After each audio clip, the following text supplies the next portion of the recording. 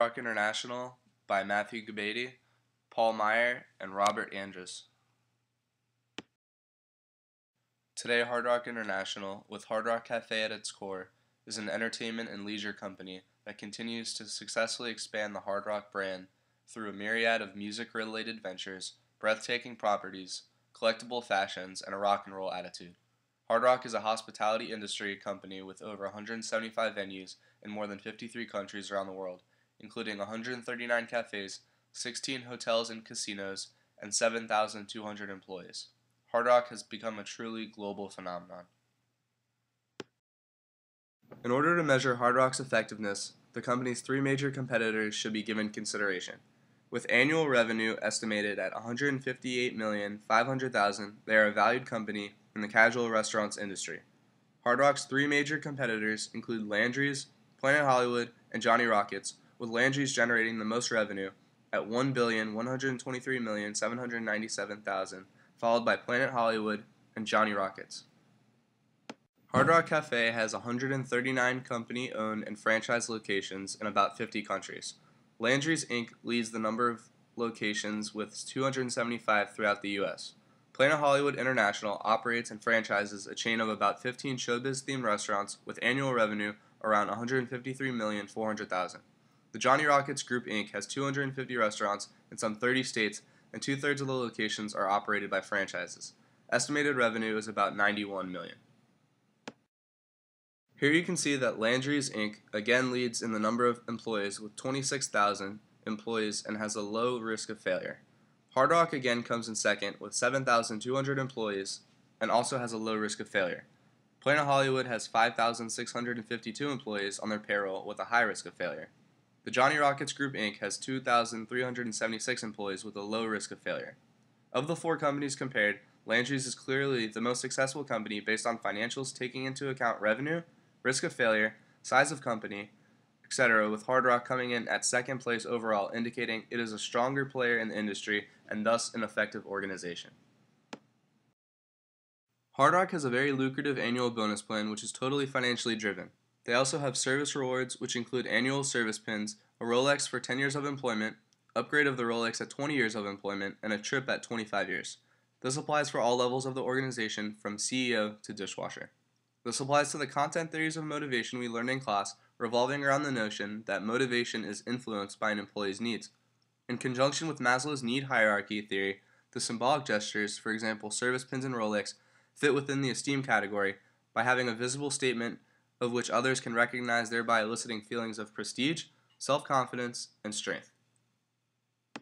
In accordance with Alderfer's ERG theory, the symbols in bonus plan categorically fit into existence needs, being that they satisfy a desire for physiological and materialistic well-being.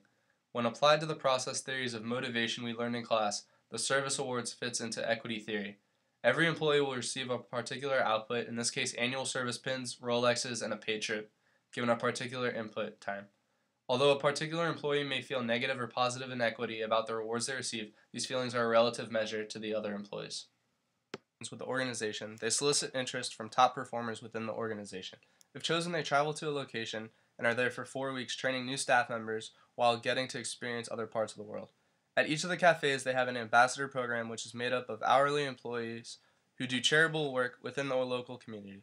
It is up to them to choose what they want to do, and the company supports their choice. Hard Rock also has corporate philanthropic initiatives each year that staff can get involved in.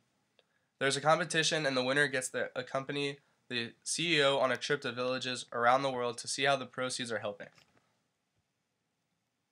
Intrinsic rewards relate to the self-actualization model in Maslow's hierarchy. Although traveling to new locations to train staff members while getting to experience different parts may sound more extrinsic than intrinsic, the rewarding nature of providing a foundation that one knows a continuing enterprise will be built in is wholly intrinsic and fits well within the definition of self-actualization, or becoming the best that one is capable of being. The same applies with the growth needs in Alderfer's model. It would seem that the corporate branch of the Hard Rock International structure incorporates the best of both incentives, being performance and time-related, dedication to the company-type rewards as evident in the percentage of employee turnover.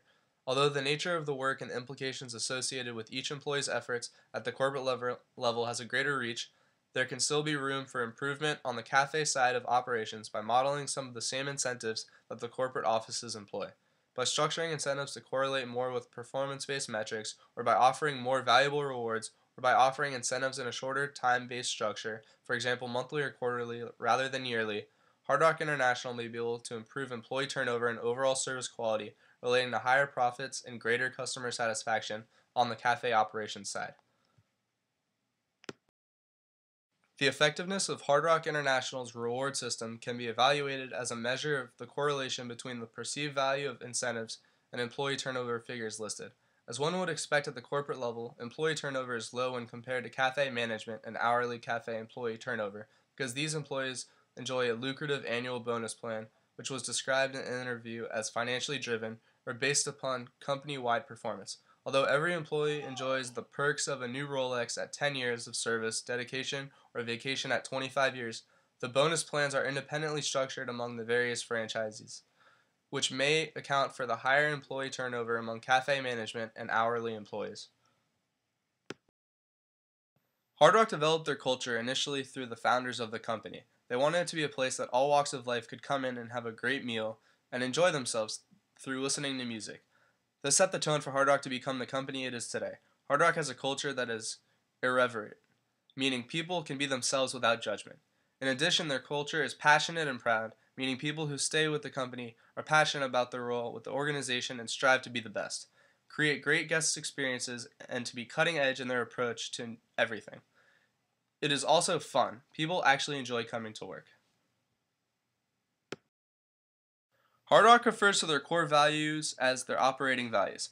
They are practice honesty, integrity, and professionalism, encourage everyone to maximize their potential, take personal accountability for getting results, create brand excitement through innovation, and deliver kick-ass service. The way these values are implemented is by starting at the top with the CEO really living and demonstrating them.